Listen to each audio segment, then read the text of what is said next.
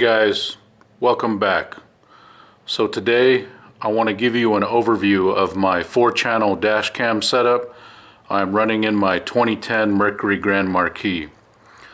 So first I'll show you where the cameras are mounted, then I'll talk a little bit about how I ran the wiring, and then I'll take you over to the bench and tell you a few more details. So the front and rear cameras, there's really nothing special about where those are located. Here is the front, and I've got it mounted at the top of the windshield, right there next to the rear view mirror. And then coming over to the passenger side, I really only had one choice where to put the camera, and I couldn't put it on either of the windows that rolled down, so that just left me the choice of this fixed window on the rear door. And I've got it mounted right there at the top of the window.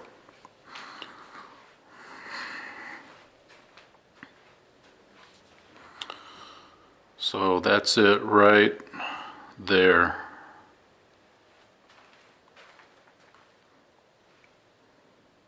Right there. And I'm pretty happy about the wiring. I was able to hide the wire behind this little painted stripe on the window behind that. I'll show you a little bit more about that in just a second. And then coming back to the rear, nothing special about the rear one. It's just right there at the top of the window. Right there. Okay, now let me show you the inside of the side camera. Let's turn some light on.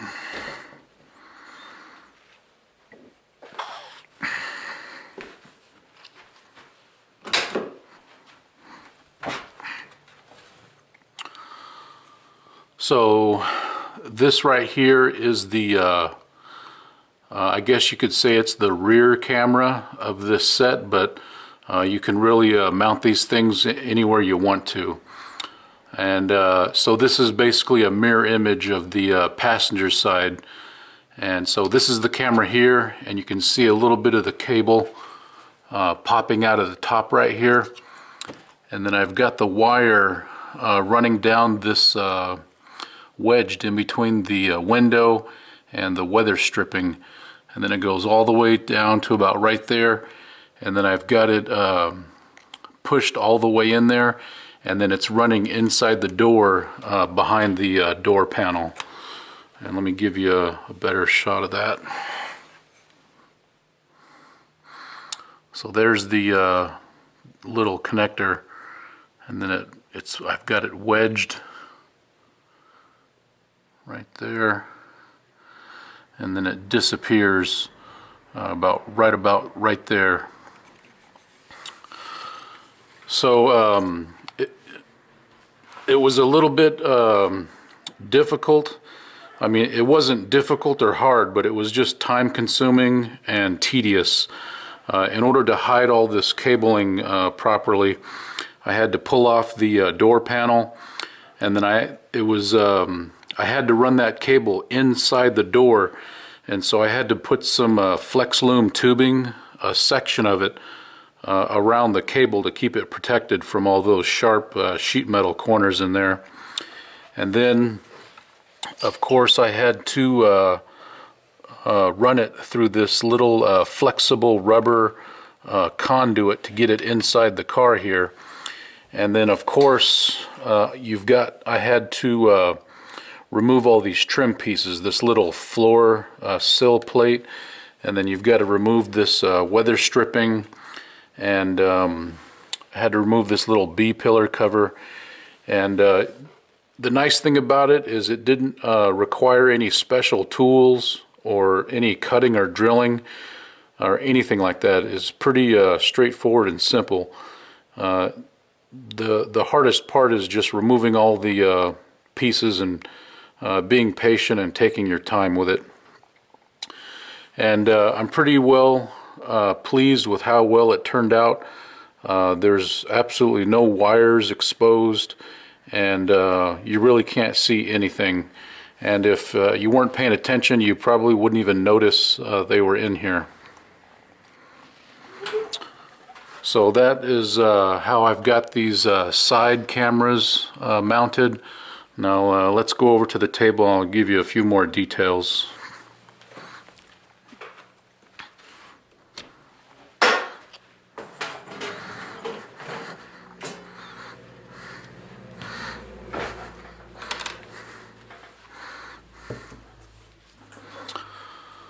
So these are the cameras I'm running. I'm running two Viofo A129 duos, and when these cameras came out a few months ago, I was dead set on just running the front channel cameras. I was just going to run a two-channel system, and the reason why I was so dead set on that is because these have a really good picture quality. These front cameras record at 2K at 60 frames per second. And these rear cameras, these little secondary cameras, they're not as good as on the picture quality. They're only 1080p at 30 frames per second. So basically what that means is the main cameras have twice the resolution, and they shoot twice as many frames per second, 60 frames per second versus 30 frames per second. And the reason why that's important for my application is I'm hoping that, or not hoping, but I know when I review the footage on a large screen monitor, when I'm trying to get a license plate, I can pause it and I can blow the image up and it's perfectly clear. And I'm hoping that'll come in handy if I ever get in a hit and run accident, and maybe that'll help me out track down the other motorist. So I really wasn't interested in these rear cameras, but since Black Box My Car sent me one of these to do the review on, I already had a rear camera, and after testing it out, I was pretty impressed with the picture quality anyways, and I thought, you know, it's only $40 more to get the two-channel system versus just the one-channel system. And if I just did buy the single front unit, it felt like I was leaving money on the table not utilizing these rear ones. So that's why I decided to hook up the rear ones. So another thing that I found out is that this is the included power cable for the front camera, and these guys are only 13 feet long. And in order to mount this front main unit on my rear window, the cable run was about 15 feet, so it was 2 feet short. So what I had to do is I had to get a longer cable, and I found this one on Amazon. And this is a 20-footer, and at the time when I bought it, it was only $9, and now it's gone up to $10. So keep that in mind. And I'm pretty fortunate. I'm running both of these cameras off the included cigar lighter power adapter. This is the one that comes with the Viofo dash cams. And these are pretty good. They're the output is 5 volt at 3.1 amps, and of course it's got two slots on here.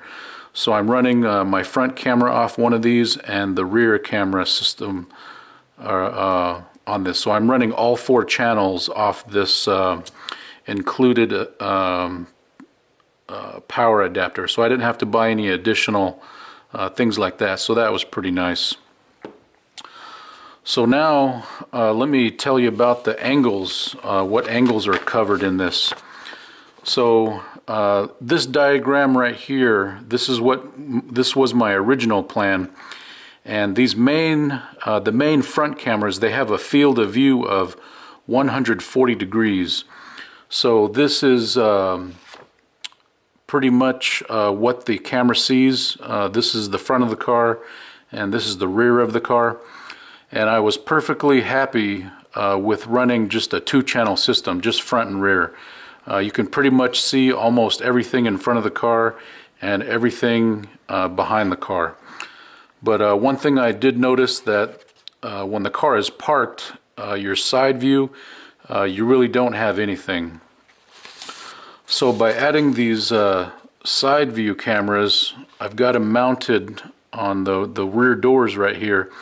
And these cameras have an even wider field of view. These have a 160-degree field of view. And so you can see on this image, this is the field of view of what they're looking at. So I've got a 360-degree view of all the way around the car. And then I've even got quite a bit of overlap in these areas right here, and right here, and right here, and right here. And two of the pros that I've noticed running these 2 additional cameras on the sides is you get a lot of information when you're parked if you run the parking mode, or if you just leave it in regular recording mode. And that's really nice in a parking lot scenario. And then another thing that I noticed is that when you're trying to get a hold of a license plate image, that can be pretty tricky, and depending on how fast your car is moving and how fast the target car is moving and where the sun is at, there's lots of different variables involved. And sometimes I've noticed that both my front and my rear camera will not get a clear shot of the license plate. And then I've reviewed the footage on my side cameras, and guess what? I've got a clear image of the license plate from these side view cameras. So that's another nice little advantage. So that's pretty much it. I've been running this for about a month now, maybe a little more. And like I said, I'm pretty pleased with how well it worked out. Okay, that's pretty much it. Thanks for watching. We'll see you next time. Bye-bye.